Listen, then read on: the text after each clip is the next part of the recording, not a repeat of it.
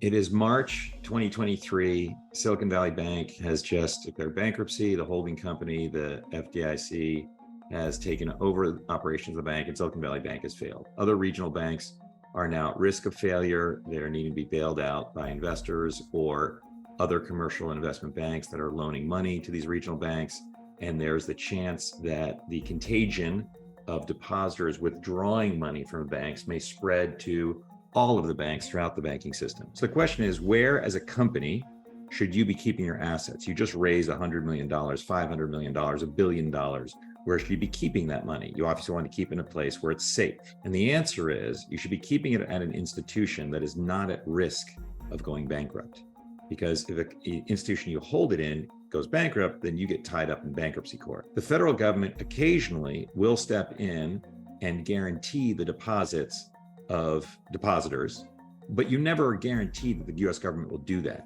There is now thinking that if you hold your assets at a very large bank, like JP Chase is the largest, or Goldman Sachs or Morgan Stanley are also very large, that your assets will be safe because the US government, those institutions are so large and hold so many deposits that if those institutions failed and people or corporations lost the deposits they had at those institutions, the entire US economy would just crumble. And the US government will never allow that. That's at least how the thinking goes, that those institutions are too big to fail, as we saw in 2008, where the government came in and did indeed backstop those institutions, which otherwise would have gone bankrupt and the depositors would have lost everything. The much safer thing is to hold your excess assets at an institution that isn't at risk of going bankrupt. So you've heard of bank bailouts because they happen regularly, because banks fail regularly, but you've never heard of a brokerage bailout. And the reason is because brokerages don't fail. Why?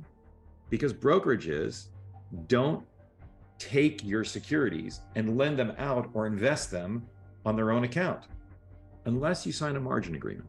If you sign a margin agreement, it allows you to get a margin loan, but it also allows the brokerage firm to use your securities and lend them out to others, and they keep the profits. And all institutions, by the way, whether they're known as a bank, commercial bank, investment bank, or brokerage firm, is some mixture of bank and brokerage. JP Morgan has, even though it's primarily a bank, has a brokerage arm. Silicon Valley Bank, which is clearly a bank, has a brokerage arm.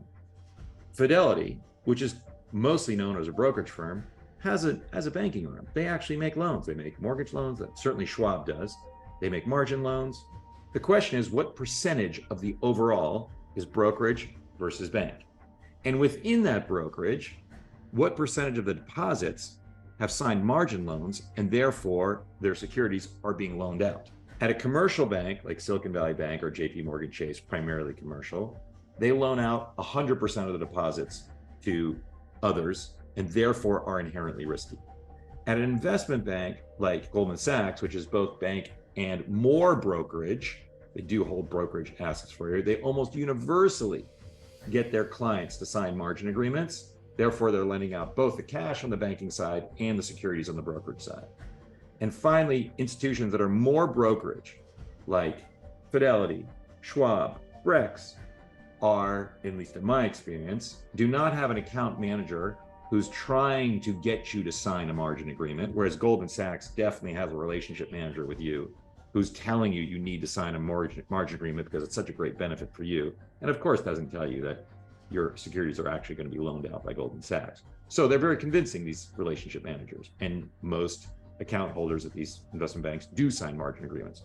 But at Fidelity and Schwab and Brex, there's no relationship managers trying to get you to sign a margin agreement. So most account holders don't sign them.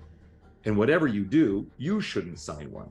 And therefore, if you hold your assets, now this is your excess assets, at a primarily brokerage firm like one of those, and don't sign a margin agreement, that is actually the safest place to hold your assets. Now I say excess assets because commercial banks have services that are very convenient for operating a company. For example, it's easy to send wires. They have bill pay services automated.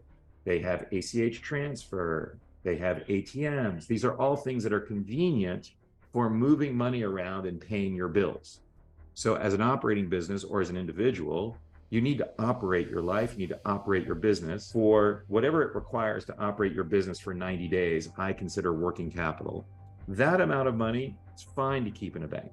And of course, banks do have FDIC insurance up to $250,000 per account holder per account. That amount of money is insured by the US government and you'll get access to it no matter what. Now, in a pinch, of course, you might not be able to make payroll for a week, as we saw with Silicon Valley Bank, but that usually gets resolved, as it also did with Silicon Valley Bank.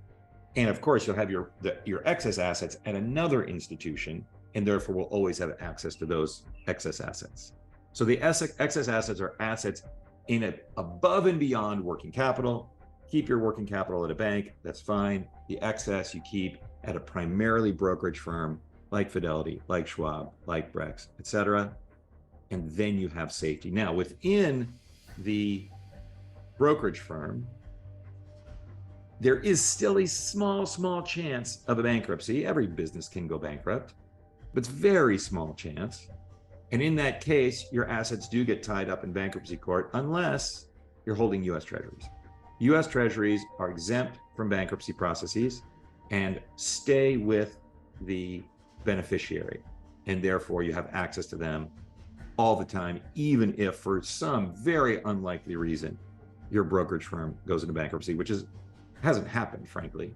Many bank failures, zero brokerage failures, but it's theoretically possible. But the safest thing then is to hold your excess assets in a brokerage firm and buy US Treasuries. Then you are safe.